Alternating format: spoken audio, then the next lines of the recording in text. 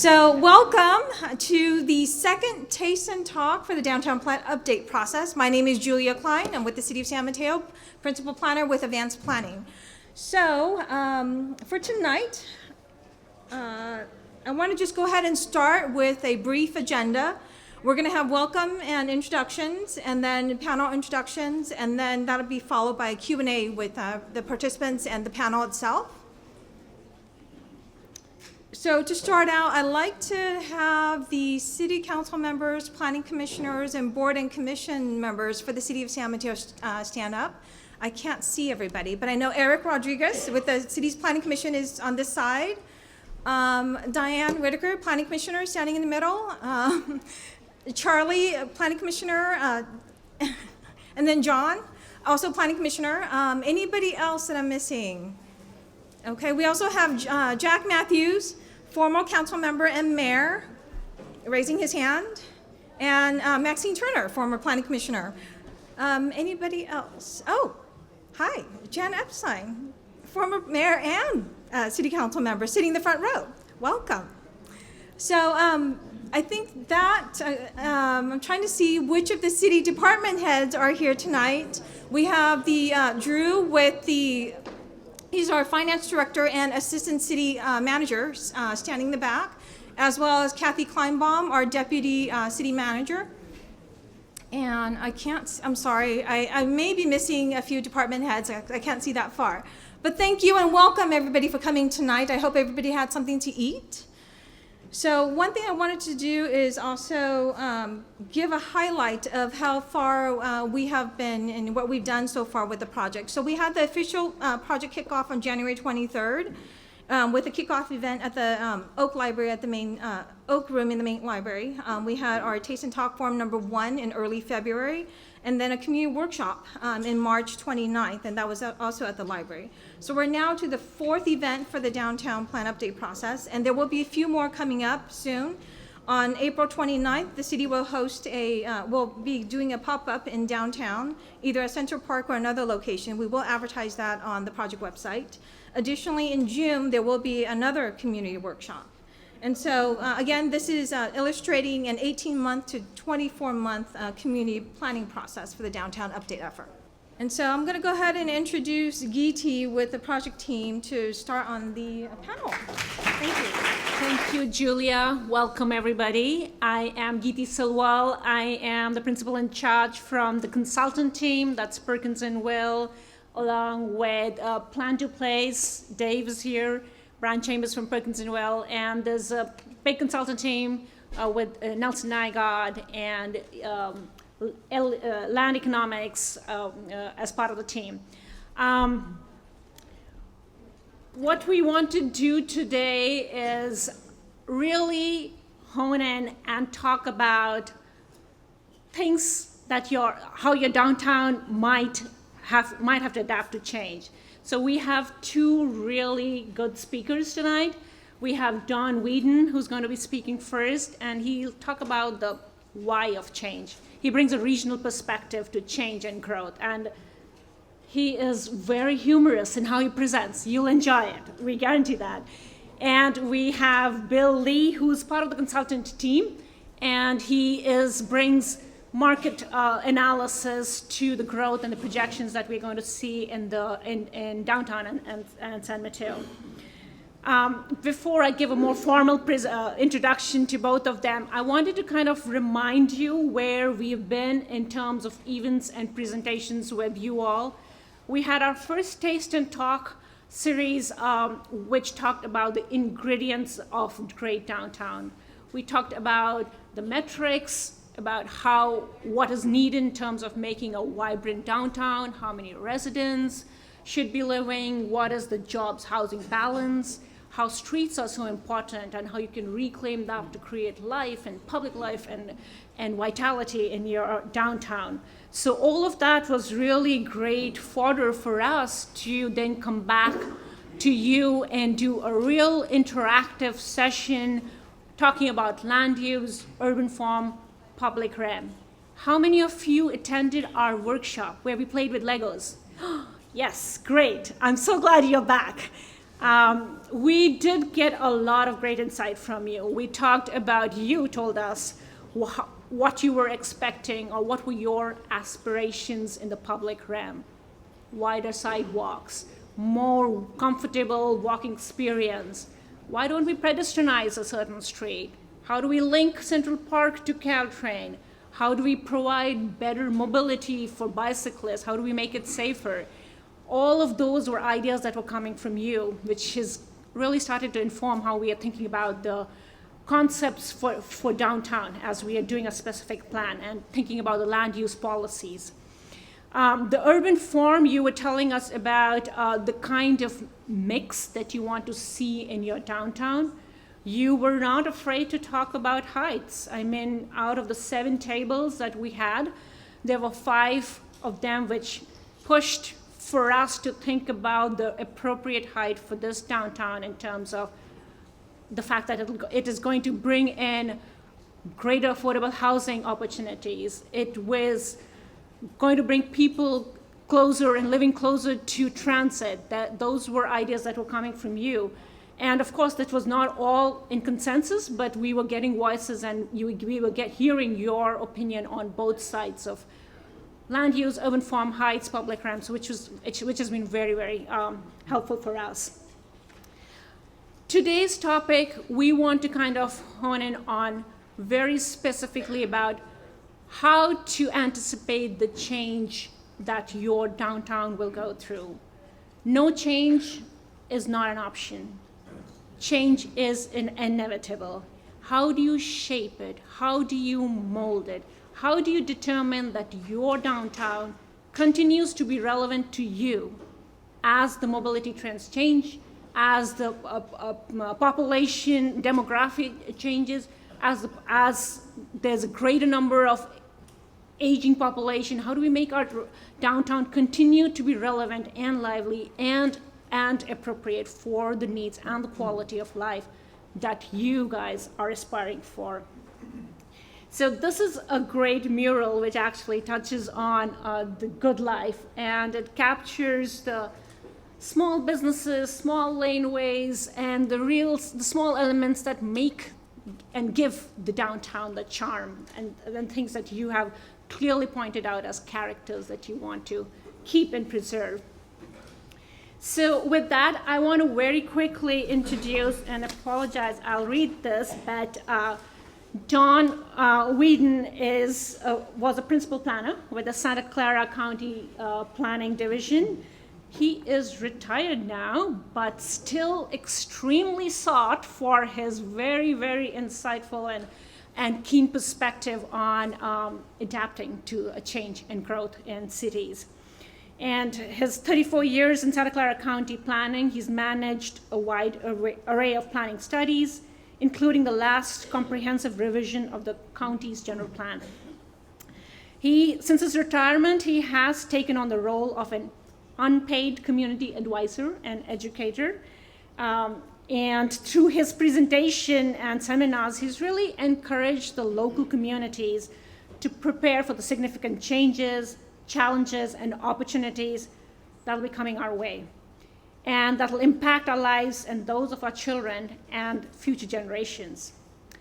That's Don Whedon, and then it'll be followed by Bill Lee, who's a consultant on the project team.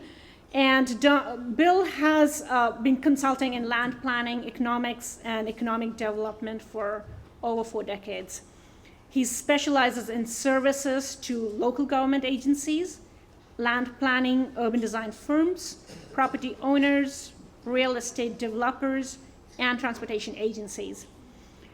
Bill was the managing principal of Economics Research Associates, ERA, San Francisco, for over 15 years. And ERA was one of the largest and most experienced land economics consulting firm. With that, I am going to turn it to Don Whedon.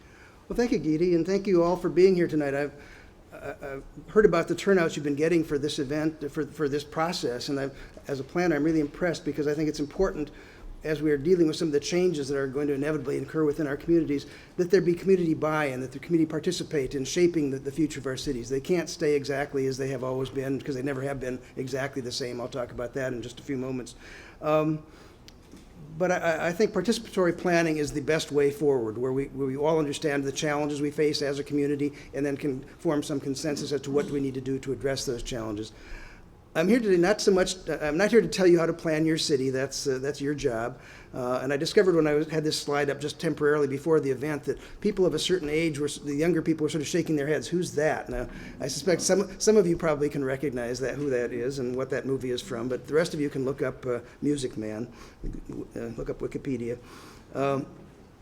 What I'm here to do is talk about the changes that are going to be happening, not so much in your city specifically, but throughout San Mateo County, at least the bay side of San Mateo County. And I think it's really important in a time like this when we are experiencing change that we need to guide it. We need to be in charge of it rather than be the victims of it, if you will. So I think it's important to recognize that there are three kinds of people when it comes to the future. There are those who make it happen, those who let it happen, and those who wonder what happened. And clearly, I think it's important for you to be the ones who help make it happen, to decide what you want the future of your community to be like. The goals of my presentation this evening are the following. I'm going to describe some of the forces that cause places to change. I'm going to identify some of the forces currently changing San Mateo County. And then finally, I'm going to suggest how you can make San Mateo County 3.0 even better than 2.0, and I'll explain what I mean by San Mateo County 3.0 in a moment. I'm going to begin, though, with a summary. The next 10 slides or so are the basic points I'll be elaborating on through the rest of my presentation. The first one is pretty obvious. The places change over time.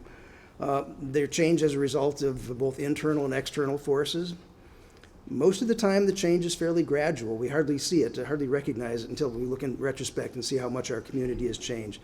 But sometimes we reach a point where the change is much more abrupt and much more jarring in some respects. And that may mark the beginning of a new era. And that's one of the premises of my presentation tonight is we are entering a new era in the growth and development of San Mateo County, similar to what is happening in Santa Clara County and in many other places throughout the Bay Area. And so this new era that I said referred to as San Mateo County 3.0 is what I would label as an urban-suburban hybrid. We've been suburban for the last 50 years. We are now we will continue to be predominantly suburban for decades to come, but we are increasingly adding urban elements within that suburban fabric, and that's what we need to do intelligently. My sense of it is that many communities are not really adequately prepared for some of the coming changes. I'll let you judge that as I lay out some of the changes that I think we need to be preparing for. So at this point, it's really uncertain whether San Mateo County 3.0 will be better or worse than 2.0. It partly will depend on the decisions that your city makes as you plan your future and what other cities up and down the peninsula do. I certainly believe that we can make things better if we do the right things. And one of those things, I believe, is we need to take advantage of the forces of growth and change. We sometimes view them as being something we want to resist, but I think we need to get hold of them and wrestle them and push them in the directions we want them to go. They are forces that can help make our communities better. So that's sort of my summary of where I'm going. As places change, there's large forces that sort of are part of that fabric that make them happen. Let me talk about some of them, about the evolution of places. And by places in this case, you can talk about them at many different scales. I'm talking about primarily at a county level. And as I said before, they are shaped both by internal forces, things that happen within your community, as well as external forces, the national economy, et cetera, et cetera. Some of the forces that can contribute to change are demography, economic opportunity that draws people to a place, lack of economic opportunity elsewhere that may push them away from another place, transportation improvements that make it easier to get to one place than it used to be. Oops. You didn't see that, did you? I know high-speed rail in some communities is controversial. I don't, maybe not up here. Communication technology is another element, another force that can make places change. It's possible to do business in businesses that are decentralized throughout the world now because of changes in communication technology. Natural forces such as earthquakes can bring about changes in cities. When the 1989 earthquake damaged the Embarcadero Freeway, San Francisco tore it down and put in a beautiful park and plaza in that area instead. Also, things that bring about change can be fairly mundane things in technology, such as the home air conditioner. Think about that for a moment. What would the population of Arizona be today if it weren't for the home air conditioner? My guess is we're in double digits, at maximum. It's just, it has made that place habitable. Same thing for South Florida. Changes in the local economy. In Santa Clara County particularly, we were once the Valley of Heart's Delight, known for agriculture, then for chip fabrication, computer chip fabrication, and then now for smartphones and all sorts of other technologies. And finally, another force that brings about change is changes in land economics. When desirable places are sort of built out, when all of the land has sort of been developed the first time around, and yet there still is demand for more people wanting to live there, more businesses wanting to locate there, generally the only direction to go is up into greater densities and greater heights. Now, how high and how dense is something that needs to be decided on a community by community basis as to what do you think is right for your community, what will help you adapt to the changes in the world. So just to summarize, these are the forces then that have reshaped San Mateo County over the years. Demography, economy, geography, environment, technology, politics and law, even philosophy. I refer to these just since I don't want to keep reciting that same list over and over again, I'm going to call them the winds of change. And those winds are constantly blowing. Throughout history, they've always been blowing to one degree, sometimes fairly gently. And when the winds of change are blowing gently, the rate of change and the magnitude of change is fairly almost imperceptible. It's only sort of in retrospect that we see how much our community has changed over the last decade or the last 20 years or what have you. So in times of these sort of minor changes in our communities, we don't really need to make much in the way of adjustments for them. We can just sort of continue on in our lives and adapt a little bit here and there. But sometimes, such as the period we are entering now, those winds of change start blowing more forcefully, and more change comes at us more quickly than we've been accustomed to. And so both the rate and the magnitude of change become greater. And in those cases, we need to make adjustments. We can't simply sit back and say, well, we'll wait until the cycle comes back and things are the way they used to be, because they're not going back to the way they were. The question is, to what extent do we want to try and guide where those changes do take place? So again, under normal changes, incremental change, we only need to make minor adaptations. When there are major structural changes, such as are occurring now in our communities throughout the region, new normals are being created. We need to make major adaptations to adjust to those conditions, to continue to make our community successful economically, socially, environmentally. So let me quickly run through my own sort of compressed version of recent San Mateo County history. And in that, I will explain the three eras that as a planner, I see San Mateo County as having gone through three eras. One is the San Mateo County 1.0, the pre-suburban era, which was up until roughly 1950, I'm using as a somewhat arbitrary division. Then began the suburban era of 2.0. And what we are now entering into, what you are now entering into, is San Mateo County 3.0, which is an urban-suburban hybrid, a combination of both. And what I'm going to do for the next few minutes here is kind of show you, before I get into the changes that are now taking place, I'm going to show you how we got from 1.0 to 2.0. Go back a little bit into your history. And that transition in San Mateo County, as throughout the country to that extent, began after World War II. Back then, San Mateo County's population, the entire population of the county, was only 237,000. That's less than a third of what it is today. Back then, there was no Hillsdale Shopping Center. That's what the intersection of El Camino and Hillsdale Boulevard looked like in 1950. That was before Brewer Island became Foster City. That was, and here's one that shocked me, that was shortly after Bay Meadows Airport closed. Who knew that there, anybody here know that there was a Bay? Okay, all right. You can see the racetrack in the upper center of the picture, but this was what was out there closed about 1949. It was back when Bayshore Freeway was still a 4-lane road. No center dividers. You can see on the side, traffic could just pull in from any side street or road or whatever. Back when trolleys ran from San Francisco to San Mateo. And what I've been wondering about now is could that be considered the high-speed rail beta? Or is that the Caltrain electrification beta with the little antenna going up there? At any rate, places change. And this is back before the internet, when families were forced to watch TV together. Some of you remember those days. And it was before all of these cities became cities within your county. They were communities, but they hadn't incorporated as separate cities in 1950. This is sort of an overview of what your various downtowns looked like. The interesting thing, though, is the one on the upper right, as you can see, the building across the street from us was already here. The hotel at that time, now Draper University.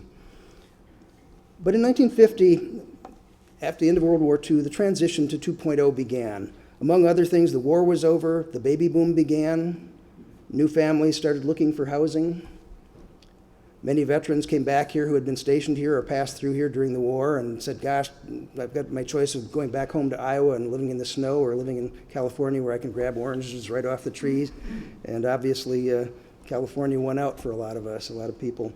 And at the same time, it was when it wasn't just that they were coming out for the climate, there were jobs. The electronics industry and aerospace industries were just emerging, both in San Mateo and in Santa Clara counties. It was a time when there was a lot of jobs in land development and real estate and selling furniture and all the other sorts of things that are part of accommodating or growth and development. And during that period, during that roughly 20-year period, a major transformation took place in most of what I refer to as your Bayside communities. Those are the ones from South City down to Menlo Park. And among other things, Bayshore Highway became a freeway. Hillsdale Shopping Center got built. And your county's population more than doubled in just 20 years. So that was the that sort of illustrates the transformation that took place between San Mateo County 1.0, the pre-suburban county, and 2.0, the San Mateo County that has evolved over the last several decades. And so that's where San Mateo County 1.0 became 2.0. Now, the changes have not stopped. San Mateo County has not stopped growing and is not projected to. And now what we've been seeing in the last several years are projects such as these that are sort of changing the look and feel of San Mateo County in a number of ways, certainly individual communities. And that's sort of a preview of our future. We're going to see more of this. The question is, where do we want that to happen? Where would it be most beneficial to our community? Where will it provide the most benefits? Where will it have the least negative impacts whenever we can deal with that sort of thing? So we're seeing the transformation of San Mateo County 2.0 from its suburban era into the urban-suburban hybrid era. Now, next I'm going to talk about what some of the forces that are kind of propelling or moving us in that direction. But first, a quick technical note. I'm not a data guy. There's some numbers coming up, and particularly some projections of what might be, and I want to make clear that projections are not cast in stone. These are best guesses based on current trends and conditions, so things could change. Not necessarily on great magnitude, but certainly the details may change to some degree. So it's not a matter of what the specific numbers are as what's the general direction. Are things going up? Are things projected to go down? And what's the relative magnitude? What's going to be the major forces that will be changing? So that's my sort of disclaimer about data coming up ahead here, and there's not a lot of it. But let's start with population growth. Currently, you have a population of 747,000, roughly, in San Mateo County. Over the next 15 years, my timeline for this presentation for all of my projections are 15 years out, 2030. The vast majority of us will still be around then. We'll be experiencing life, so it's not like we're talking about something that will be, long after we're gone, whatever. 80,000 more people projected to be added to your county's population in the next 15 years. Now, let's put that into context. That's equivalent to Redwood City, roughly. So within San Mateo County, you're going to be adding another Redwood City to your population in the next 15 years if these projections prove to be accurate. And that's going to be primarily within existing communities. This is not on some newfound land out there that we're going to fill in the bay and create another city or whatever. This is largely going to be occurring within existing cities, and that's where the challenge becomes. How and where are the right places to accommodate that growth? And the reason it's going to be happening within existing cities is the second driving force, which is a limited land supply. If you look at the geography of San Mateo County and sort of break it into three regions, the Bayside, the mountains, and the coast, clearly the most likely place for the vast majority of that, the most appropriate place would be on the Bayside. And it is just driving around anywhere in the Bayside areas, you'll discover that there really isn't a lot of undeveloped land like this. There still was when this picture of South City was taken, and clearly not the case anymore. So that also means that most of our future development is going to replace existing development. And for many of us, that's going to be a shock. I know I've lost a couple of my favorite old-time restaurants in recent years that have been replaced by sort of faceless office buildings, but that doesn't have to be that way. There will be changes, but we can adjust, we can guide them. That will be the point later in my presentation. Third thing that's the third major force is job growth. We in Silicon Valley, I view very generically as to include both Santa Clara and San Mateo counties and parts of Alameda and so on. We have been very lucky to have a very healthy economy, a very dynamic economy over the years. In fact, in sort of the extremes, just in 1 month last year, we added 6,000 jobs in 1 month in Santa Clara County. That's not typical, and that's not likely to happen every month here on out, but it illustrates that there's that engine that is propelling the change. One of the propelling engines of propelling change in this area is that we have a healthy economy, and people want to establish business here, want to grow them, and so on. And we need to recognize that a healthy local economy is a key to our quality of life. It's part of what provides the income for our local households and businesses. It's also what provides the revenues to our local governments that we expect, to the city of San Mateo, county of San Mateo, and so on. And as we add jobs, jobs are what? They are people magnets. Advertise a job and someone's going to want to come and fill it. So long as we have a healthy economy, one of the trade-offs of having a healthy economy is that there is population growth. We'll talk about Detroit a little bit later. Another thing and this one to me is one of the most significant changes that will be happening throughout the South Bay, but particularly in your county, because you already have a somewhat older population than the rest of the region. The baby boom generation is now entering its senior years. The boomers are now between 53 and 71. To illustrate how their aging is changing our population, we'll take first a look at the U.S. Between 2000 and 2015, for every young person we added under 18, we added almost 8 seniors to this country with the aging of our population. California, looking forward, projections for the next 15 years in California are that we are going to be adding another 5 million people. Think of that as 5 more San Jose's in California in the next 15 years.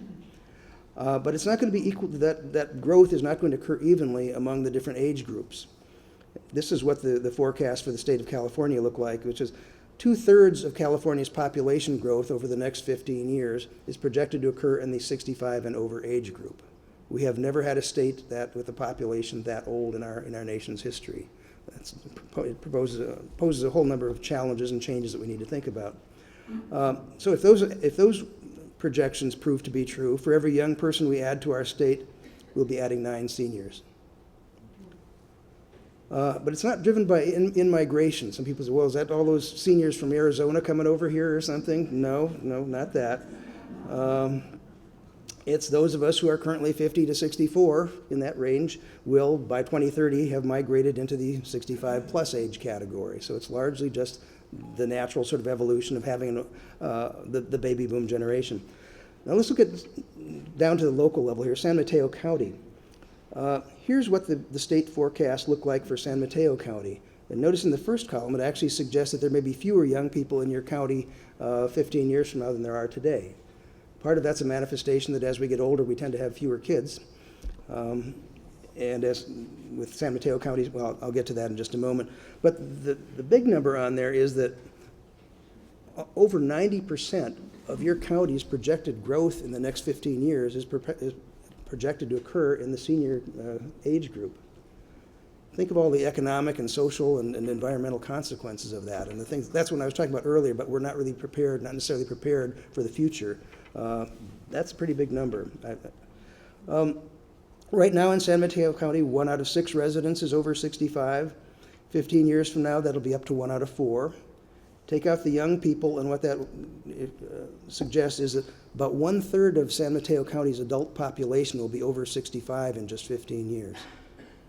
Again, oldest in the country's history, something will have major consequences throughout our society, and something that I don't believe we are adequately prepared for. But let's ask for a moment the sort of so what question. Why does it matter if we're getting older? I mean, that happens. It's life. One reason it matters from a land use planning perspective is that when we built the suburbs, we had a number of assumptions behind it, including cheap gasoline and other things like that. But one of them was the assumption that we would all be able to drive forever. We didn't have a discussion about this, but part of the implicit assumption was that we weren't going to age, and our capacity, our ability to drive was not going to change over time. And now I'm going to let you in on a secret that we in the planning profession have kind of kept to ourselves for some years, but I wanted to introduce you to the planner of the American suburbs. There's one guy behind it all. Peter Pan decided that we needed to build communities where we'd never have to grow up. Incidentally, for those of you who are wondering, whatever happened to Peter? Peter's living in Sun City. He's retired now. He's on Social Security. He doesn't fly very much except to visit his grandkids, but he wishes you all well and thanks you for asking about how he's doing. The reality is that when you look at our ability to drive and the impacts of getting older, is that 1 out of 5 Americans over age 65 doesn't drive, and many more restrict their driving as gas prices go up. Another thing that is not widely known is that if you are a man, or let's start with women first of all, if you are a woman in the United States who reaches age 70 roughly, good news is you have another 21 years life expectancy. The not so good news is you have another 11 years driving expectancy on average, meaning you are likely to spend the last 10 years of your life as a non-driver. For men, the figures are pretty similar, a little bit shorter life expectancy, same 11 years driving expectancy, but 6 years as a non-driver. What we're going to face with, as a result of that, is the following situation. We have many people, such as this nice lady here, who, with her husband, raised their family in one of those homes down there. They've lived there for 30, 40 years. The kids grew up there, went to good schools and all of that. The kids are now adults and have moved away. Her husband, unfortunately, passed away a couple years ago. She lives alone. Nearest grocery store is a mile away. Nearest pharmacy, nearest place of worship that she goes to is a mile away. And for whatever reason, she's no longer able to drive. Maybe a little overstated, but she like many other people throughout our counties, are going to be trapped in suburbia, trapped in the homes that might have been great places to raise families, but when you lose the capacity to drive, suddenly your life is a very different thing. And it's not just for the seniors who'll be affected, it's also going to be their adult children who have to help them deal with, accommodate the changes in their lives, doing the grocery shopping for them or coming over to cut the lawn or what have you. And this is I'm not being critical of the suburbs. I think the reality is that our needs and our preferences change over time, and places that were great and fun places to grow up in can be problematic to grow old in, and that's something we need to think about. Fourth thing that's changing our communities is the rise of millennials. Or maybe it's the fifth thing. The rise of millennial generation, another driving force. Those are the folks who were born between 1980 and 2000 roughly, currently teens, 20s, early 30s. Move over boomers. There are now more millennials than there are boomers in this country. And they now constitute a majority of the U.S. workforce. So it's a generation we can't really ignore their preferences. Where do they want to live? How do they want to get around from, what kind of cities do they want to, if we were planning for them, for their needs and their preferences, what would that be? These are the folks that are sought after by many of the businesses throughout our communities, particularly the high-tech firms throughout this region. And they have a strong preference, the millennials, maybe not this high, but this is from the National Association of Home Builders. It says overwhelmingly they prefer to live in an urban setting. They don't particularly care for the suburbs. Why do we have all those white buses running up and down the peninsula? They like to live in the city, but they got their jobs down in Santa Clara County, but don't necessarily want to live down there. Even if they could afford it, it's not the lifestyle that they want. And so that's something that we need to factor in as we're planning the future of our communities. What do the millennials want? Their lack of interest in the suburbs, if you will, is also manifest in the fact that they have the lowest percentage of driver's license ownership since the 1960s. Many of them not only don't intend to buy a car, they don't even intend to get a driver's license. What kind of communities do they want to live in? What kind of communities should we be building for them? They prefer to walk, they prefer to take transit of one sort or another. The last thing they want to do is deal with the sort of traffic congestion that most of the rest of us out here in the suburbs have to deal with. So then the final thing that's moving us, the final force that's moving us towards becoming more urban is what I refer to as generational convergence. And I've talked so far about the boomers and the millennials as though they were separate tribes, but they actually have a lot in common when it comes to land use planning. If you think about the landscapes that we've built in our communities and sort of divided it very roughly into two different categories, there's drivable suburban, there's walkable urban. The way to think about that is, if you wake up Sunday morning and you discover you're out of milk, do you get in the car or do you put on your shoes and walk down to the grocery store a block or two away? That's kind of the distinction. Clearly the millennials are heavily in favor of the walkable urban lifestyle. That's how they want to live their lives. What about the boomers, though? Some of them are now relocating or thinking about relocating as they get older and the house gets too big, or getting up the second flight of stairs and all of that. It's a little harder each year. The thing about it is that the ones that are moving, most of them want to stay where they are. Most of us want to stay in the homes we're living in now, and that's fine. But some are choosing to move, and those that are choosing to move, they're not looking to trade up as they have all through the earlier days of their life. They were always trying to find a bigger house that met their needs as they had families of their own and so on. So they are not looking to get a bigger house with a larger yard, more rooms to maintain. They are downsizing. And they want a place perhaps where they don't have to own an automobile and pay what I refer to as the Suburban Lifestyle Tax, which is one of those hidden taxes. But basically, if you live in the suburbs and want to live an active, independent life, you have to own an automobile, which AAA says costs us on average $10,000 per vehicle, which is money that if you didn't have to own that car, you could be putting to other uses as a senior. And I don't think there's going to be federal programs giving you that extra $10,000 in any other way. So how we plan the future of our cities will also have impacts potentially for the economic well-being of seniors and others. So when you add in the boomers, the ones that are choosing to move, to the millennials who already sort of are leaning heavily toward the walkable urban, the boomers that want to move are also choosing to go in the direction of walkable urban. Condos or apartments in a walkable neighborhood, vibrant walkable neighborhood. Imagine, for example, one way to think about this, here's sort of a litmus test for whether your city is ready for the future.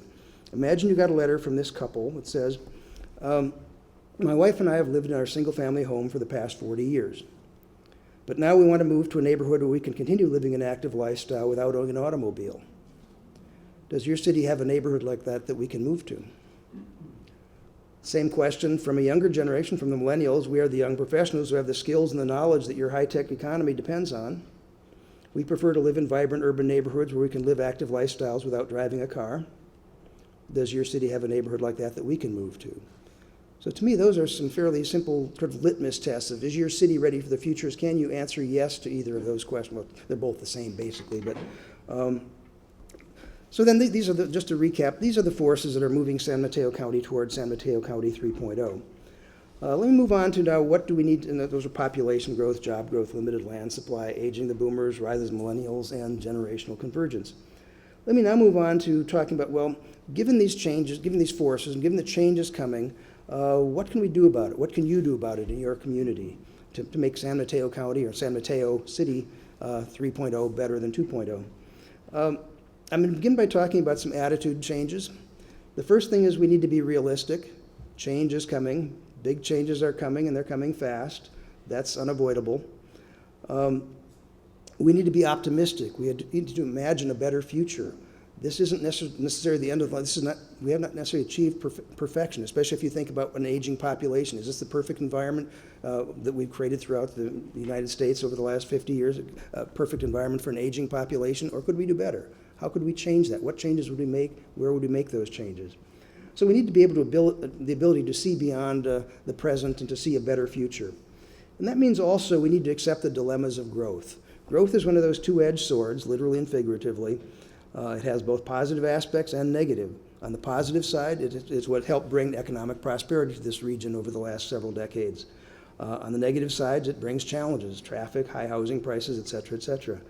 Negative side brings some unwanted changes, but it also provides us with the resources we need to bring about the changes we may want. More traffic, yes, but also the opportunity to use that growth to create walkable, transit-friendly neighborhoods through the new development that happens, so that the people who move in are not necessarily going to jump in their car for that quart of milk, but going to walk to the local grocery store instead, that sort of thing. But we need to plan wisely if we want to see that outcome. It also provides more, it brings into the negative side, may mean that it brings more people into our communities, but those are also the new workers who are going to need to replace the baby boomers and others that are retiring. In other words, another way to think about it, where will the next generation of Silicon Valley workers live when the baby boomers retire? So sometimes I hear it said, well, if we could only stop that growth, then we would, things would be just perfect in our community, and we could live just the way we always have. Well, okay, let's supposing we did stop growth. It might stop some of the negative impacts, but it also would stop the positive ones that it brings us, and will probably create some new problems that we haven't thought about. So be careful what you wish for. Think that one through.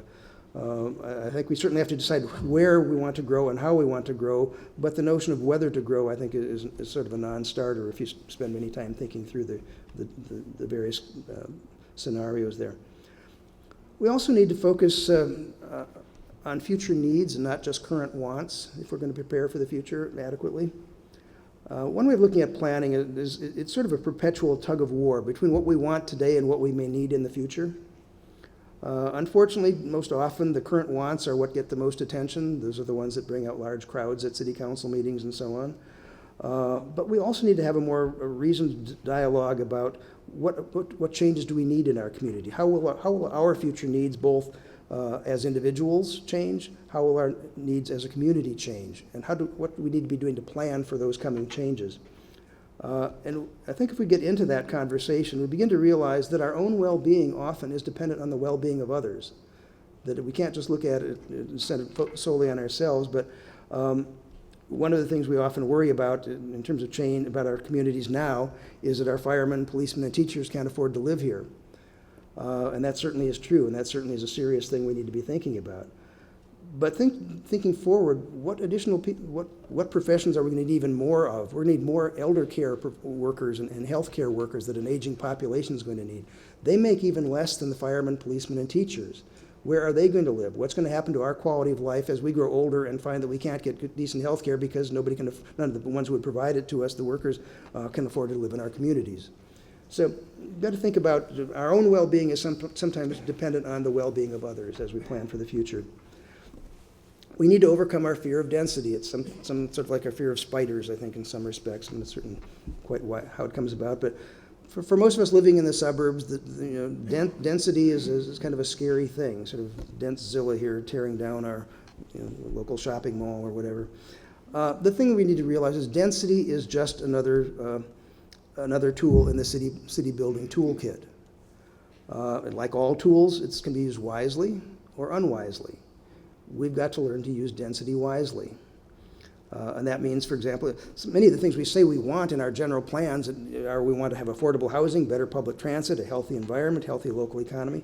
Most of those things are not going to be possible unless we accept density in the right places, unless we plan for density in the right places and of the right kind. So density, I'm not suggesting density everywhere and all over and unrestricted. That's not it at all. It needs to be well planned and appropriately located, but we need to recognize that density is a tool that can be used to improve our communities as well as to make them worse. We need to figure out how we're going to use it. Now, some actions to be taken. For you speed readers, I forgot to change that title. The first thing we need to do is be proactive and guide the change. When it comes to growth, we've got basically 4 options. We can accept it, let it happen when and where it wants to occur. We can resist it and try and keep it happening from at all. We can mitigate it, make its impacts less. We can guide it, decide where we want growth to occur, where can it improve our community, where will it have the most benefits to us. All of those are appropriate under different circumstances, but as a planner, by far the most important is guiding it. What do we want? Not just what do we don't want, what do we want? What are we trying to accomplish? That's what we need to think through. And that's what a process like this is intended to help you do, is to figure out what kind of a downtown will you want and need for the future, not just for current wants, but for future needs as well. The other thing we need to do is recognize that we are no longer going to be exclusively suburban communities. Many of us have grown up thinking that we either live in the suburbs or we live in a city or an urban area. It's not going to be that simple in the future. We're rapidly becoming a hybrid. And the question is, how can we go about creating good suburban neighborhoods instead of just either or? How can we do both? How can we both maintain our great suburban neighborhoods the way they are now, as at the same time, in appropriate locations, build good urban neighborhoods? But that's going to require good planning and being proactive and accepting the dilemmas of growth. Another way of sort of summarizing that is, on the one hand, we've got what I refer to as intelligent urbanism, which is the best of both worlds. We focus the growth in the limited number of areas where it's most appropriate. The alternative is we have random density, where just density pops up over here, density pops up over there, and it doesn't really add up to anything that improves the community overall. Another way of saying that is we need to become intelligently more urban. And we need to recognize that we are, as local communities throughout this region, are at a transition point between our suburban identities and this new urban-suburban hybrid identity. And the question is, how do we do urban well? We really haven't had to do that in most communities up till now. So it's a new skill set, a new mindset. But we need to recognize that above all else, it's about planning for livability, not just planning for density. It's about creating neighborhoods that people actually want to live in, enjoy living in, are proud to live in. And one way of thinking about that is the building blocks for the future, I would argue, are livable, green, urban neighborhoods. That those are the sorts of things within which we ought to be accommodating most of our future growth and development. Livable, green, urban neighborhoods. The building blocks for sustainable cities that will benefit everyone in the community. I'm not going to read all of the attributes, but each of those elements is critical that these places be livable, that they be green or sustainable, and also that they're going to need to be urban, higher density and mixed use and so on, walkable and bikeable, transit-oriented. Now, this is not some sort of an exotic, futuristic idea that we'll all be flying around in spaceships and so on. It's basically an American tradition. It's the way we used to build cities long ago before we replaced them with the suburbs in many cases. But we need to update it to meet modern conditions, modern needs. We need to plan for complete neighborhoods. Often, if we're going to make walkability sense, make it work as something more than just an abstract concept, there have to be the destinations within walking distance that do you any good. It's just walking around the block doesn't accomplish anything. There's no grocery stores nearby, no pharmacies, no libraries, whatever. What we need to be doing is creating, particularly in downtowns, which already have a lot of what is needed to create livable, green, urban neighborhoods, is convenient access to goods and services, entertainment, culture, recreation, transit, and other mobilities, government services, diversity, social interaction. Downtowns, if you have a downtown, it's an incredible asset compared to communities that don't already have one. The downtown is a terrible thing to waste. It's important that you use it wisely, and that's what this process is intended to help you do. But again, planning for complete neighborhoods where you can meet all of your needs without necessarily having to own an automobile. And to do that, one other sort of attitude change is think of downtowns as neighborhoods. We typically think of them sort of separately in a different category. We've got our neighborhoods and we have names for all our different neighborhoods. But the downtown is sort of a district. It's a commercial district. And so we think of it as a different animal. We've got to think of it as we would any other neighborhood. It's different than our other neighborhoods, but it's critical. The typical functions of downtowns, we think of commerce and employment and entertainment, culture, government services, and so on. We don't tend to think of them so much as places to live, but that's one of the attitude changes we need to make as we plan for the future, is what if you were going to make downtown San Mateo, and I'm just asking as a hypothetical for you to consider, what would you need to do to make it a great place to live? As a place to accommodate a lot of your future growth and development. And one way that many communities are doing it is through mid-rise housing. You don't have to build the tall towers to accommodate additional population and to add vitality and still maintain some degree of pedestrian scale and all of those things. And when you think about it, urban living is actually better for the environment. A couple days after Earth Day here, it's important to know that compared to suburban areas, the residents of urban areas on a per capita basis use less energy, less water, consume fewer resources, generate less waste, own fewer automobiles, drive fewer miles, consume less gasoline, and produce fewer greenhouse gas emissions. So creating livable urban areas does an awful lot for the planet, for our well-being both as people, but also for the planet itself. Another thing we've got to realize is we have to sort of overcome our obsession with traffic. We need to be concerned about it. It's hard to ignore it. It affects us every day. But what we need to be doing is recognizing that more growth, whether it's population or jobs, doesn't necessarily lead to more traffic. That's how we tend to think about it. Well, more growth, it's going to be more traffic. It depends on how we plan for that growth. It's not that simple. So, for example, there definitely will be more trips. The need for more people to get from one place to another, from home to work, from home to the grocery store, whatever. More trips. But those trips can take a lot of different ways other than automobiles. It depends on where that growth occurs. If that growth occurs next to a shopping center, or next to a grocery store, the grocery trips won't be car trips for those folks. They can walk across the street or walk nearby. So how these trips are made depends on how and where the growth occurs. Another way of looking at it is instead of all of them happening by car, some of those could be transit trips, some could be walking, some could be bicycling. Depends on how and where that growth occurs. So it's our land use patterns that affect our mobility choices. And sort of the takeaway on that is to remember these adorable kittens here, whose names just happen to be land use and transportation. Horrible names for kittens, but sorry, guys. The point being that whenever we make a land use decision about where we are going to have some development take place or where we're not going to have some development take place, we are also making a transportation decision at the same time, and we need to think about that. It's not just that we stop that housing from getting built there, yeah, but then it may get built somewhere else where all the people who would have lived there will be driving their cars rather than using public transit. We need to think about those kinds of sorts of trade-offs. We also have to recognize that there's a very serious problem that we don't talk about much in this region, but particularly here on the peninsula and down in the South Bay, what's called the jobs housing imbalance.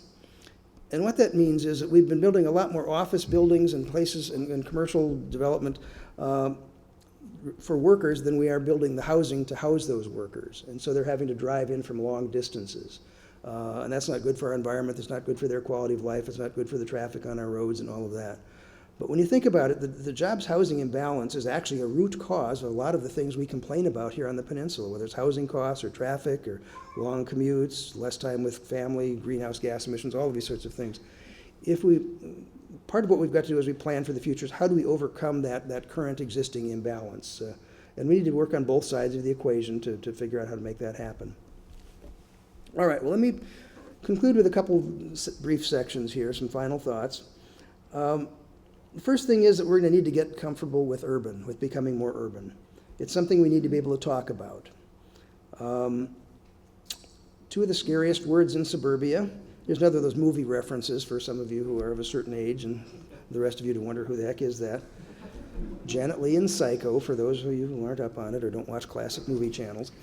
Two scariest words in suburbia, density and urban. And you really want to freak people out, use them together. Urban density, whoa. I'd like to have you please help me with a brief experiment here for just a moment. And some of the rest of you will also recognize that as Boris Karloff, yes. Anyway, that's the problem with having an old guy put together a presentation. The references are all to another generation. All right, so I'd like you to participate with me for the next moment here. Just say with me, sort of like a sing-along, the word density. I'm going to say it 3 times. You ready? Together. Density, density, density. Okay. Now let's do the same thing with urban. Urban, urban, urban. Okay. Now look to your left and look to your right. Everyone okay? You have just helped me prove that talking about density and becoming more urban isn't fatal. Remember that. It is not fatal. In fact, it's critical to planning for the future of our communities. We are going to have to become more urban and more dense, but we need to do it wisely, and the only way to do that is to be able to talk about it. So we also need to act with a sense of urgency. I've been talking about a time frame of about 15 years out. The challenge is that the future doesn't arrive all at once. It's not like that busload of seniors is not going to just hold off in Arizona and come in 2030 and all get off the bus. We are getting older every day. You've all gotten older just since I started talking tonight. I mean, that's just the reality of things. We are already on a trajectory toward becoming a much older population, and we need to be planning for that. And to do that, my sort of final suggestion here is we need to harness the positive forces that we have that many other regions don't have. Use those things that we are living in a very special time and a very special place. We sometimes get sort of cloistered in thinking about our own situation without looking at the broader world. We've got it pretty darn good here compared to a lot of other places. A lot of things in our favor. Whose problems would you rather have? San Mateo or Detroit? Even on our worst day, it's probably, I'm not going to kick them while they're down. But the point is that we've got an awful lot of good things going for us that a lot of other places don't. And so we have the resources necessary to bring about positive change. If we can imagine a better future, we have the tools available to us to help implement that. It's not just fantasy where, you can always imagine your city being all the buildings being plated with gold, but if you don't have the resources to do that, it isn't going to happen. We have the resources not to plate our buildings with gold, most of them, but we have the growth that helps that will help our economy, that will help to keep our workforce younger and so on. We have the demographic change and aging that gives us a reason to figure out what kind of change do we need. Well, how do you plan for change for an aging population? We have the economic investment that many other parts of the country don't have. You see the number of new buildings going up around here, and then you travel to some other cities and you say, gosh, I only see 1 or 2 cranes in their city. We've got dozens of them all over the place, for better or worse. But that's an opportunity, that's a resource, that's a force we can use positively. Now, what most communities lack, we all share those 3 things. What most communities lack is, first of all, the civic imagination. How could you imagine how we could make our city even better? And that's one of the opportunities that you have through this downtown planning process here, the specific plan. And then the political will to implement that. Because it's going to require change, and there's some of us who are just inherently, I think we all are inherently resistant to change. I was talking to somebody earlier, and I believe that's just the way the species is. If, for example, I asked you, we need to understand why do we need to change, and I hope I've given you some understanding of some of the forces that we need to be preparing for.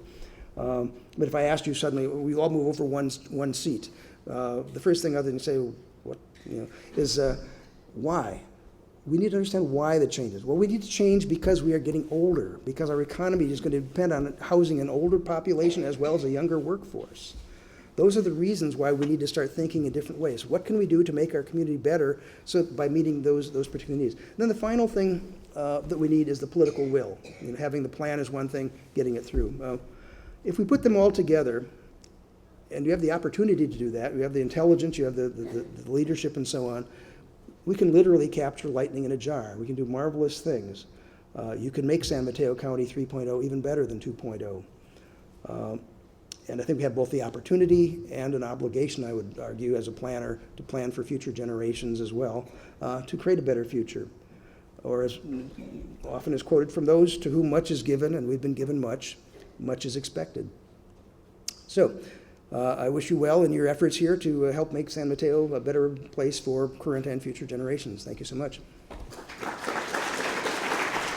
And the purpose of the market study is to help shape and inform your policy development.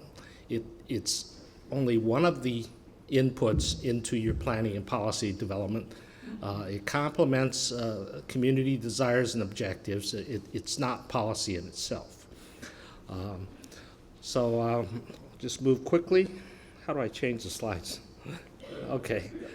I'm going to cover downtown opportunities and challenges, a little profile of San Mateo, outlook for market rate housing, retail challenges and opportunities, office and hotel.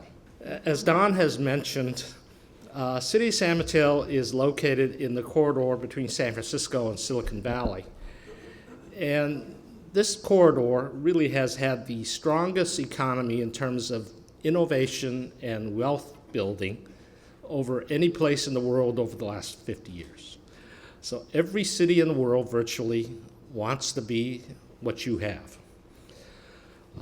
In addition, being a city on the peninsula, you have something that's fairly rare. You have both north-south and east-west access. Very few cities have that. San Francisco has it, and some of the lower peninsula cities have it, but for the mid-peninsula, you have Highway 92 comes in, and it makes the downtown a true crossroads, which is very important.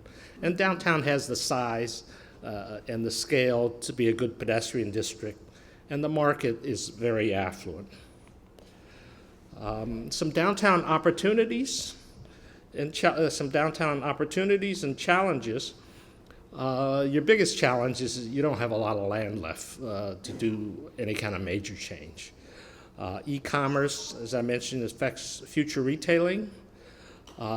Your proximity to Hillsdale Shopping Center limits some retailers from both being in the downtown and in Hillsdale. They can go to Burlingame, but they can't come here because of franchise limitations on distance. And then you've got some new developments coming on, both at Hillsdale and Bay Meadows. Bay Meadows will add both market and some retail. Population growth in these mid-peninsula cities is fairly modest, steady but modest. Over the last 10 years, you've added about 9,000 people. Your city is, it's over half white. Some of the white includes mixed, partially white, but a quarter Asian and black, another quarter Hispanic, and it's not changing greatly. For the Asian population, it's mostly East Asian, Chinese, Filipino, Japanese, Korean, Vietnamese. Where in the South Bay, there are a lot more sort of South Asian population. And Don talked about the aging of population. Here's what it looks like for the last 10 years for your city. You're losing some people in the 35 to 54 age group, and I suspect housing price has something to do with that. And you're gaining population in that 50 to 70 group, as Don had mentioned. And clearly the cities on the peninsula, the larger cities like yourself on the peninsula and on the El Camino corridor are quite affluent. Median income about 100,000, mean income, that's the average including the really high-end ones, about 130,000. And it doesn't change very much from San Mateo to Redwood City, Mountain View, or Sunnyvale. Palo Alto is a little bit outlier.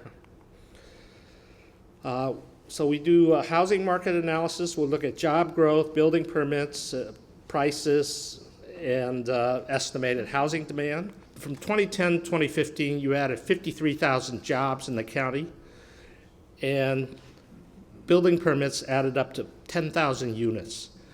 I took the average from 1990 of the housing units to jobs ratio, and if you kept that ratio, which is about 0.8, just below 0.8, you should add about 42,000 units. So you're about 30,000 units short in maintaining a historic jobs housing balance. And if you look at the change in the number of units in San Mateo and in the downtown, the smaller bar, the orange bar, is downtown, and the number of units downtown really hasn't changed. It's 3,000 units for the last decade. And in the city, you've added about 1,000 units over 10 years. But because you haven't added a lot of housing inventory, it costs more to live here. Rents have gone up about 50% since the recession, since 2009. Retail potential, we looked at a number of factors. I won't go into it in any detail here, but you can see the recession. This is sales tax revenue, so these are actual revenues. And the green bar is the city of San Mateo, and the light orange is downtown. Downtown is maybe 12, 15% of the city, and you can really see the impact of the recession 2010, 2011. The high growth categories in the downtown, restaurants, the red bar of the restaurants. If I took it out a couple more years, restaurant sales probably have doubled since 2009. These are the top three growth sectors. Retail, general retail, up and down a little bit. Service stations, up and down a little bit. But clearly, restaurants are becoming the dominant retail sector in your downtown. And it was about a third 10 years ago. It's about 40% now, 45% now. And you have some additional either competitive or complementary development coming on. Bay Meadows is adding housing and office, and it's going to add some retail restaurants on Delaware Street. And Hillsdale is repositioning itself to compete also in restaurants and cinemas a little bit more, but they're going to market themselves a little differently. One of the things that's really affecting all downtowns and shopping centers, and putting a lot of shopping centers out of business, is e-commerce, online shopping. In 2000, the average person in the U.S. spent about $100 a year for e-commerce shopping. Last year, it was over $1,200 a year. That's why we're not getting a whole lot more bricks and mortar stores. Our forecast for 20 years, we're taking it to 2037. For retail, it's about 32,000 square feet of additional development in the downtown. More than half of that is going to be either restaurants or food and wine type stores. And then in terms of parking for both retail and housing, this is information that very few people have. We work for one of the ride-sharing companies, and we've surveyed their performance in over 20 metropolitan areas in the U.S., from San Francisco, L.A. to New York and Boston. And got 34,000 plus people to answer these two questions. Because of ride-sharing, are you likely to use a private automobile less due to ride-sharing? And 57% of the passengers responded yes. And then we also asked, are you less likely to own an automobile because of ride-sharing? And 42% out of these 34,000 passengers said yes. And if you're privileged to the ride-sharing growth statistics in all these cities, it's phenomenal. It's almost geometric. So this is a trend that we cannot ignore over the next 10 years. Office market, we looked at a number of factors. The occupancy has changed a little bit in the city. This is the city San Mateo. The amount of office space really hasn't changed much over the last decade, but the occupied space has climbed from 7.2 million square feet to 7.8. So you have some office demand growth. In the downtown, you really haven't added much space. The orange bar is the occupied space. The blue is the inventory. So if you go back to 2007, it's 1.3 million square feet, and it's still that today. But rents, as demand builds, rents have more than doubled over the last just 6 or 7 years. We also looked at hotel potential. There's good hotel potential. Revenue's been strong since the recession, more than doubled. And the hotel growth, demand growth correlates very much with job growth, so it's mostly business-related demand. The problem with hotel development here is that residential development can pay more for the land, so it's going to get preempted.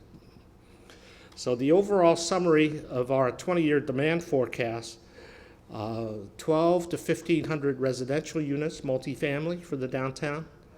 Office space, maybe 160,000 square feet. This is mostly smaller tenant space, startup type space.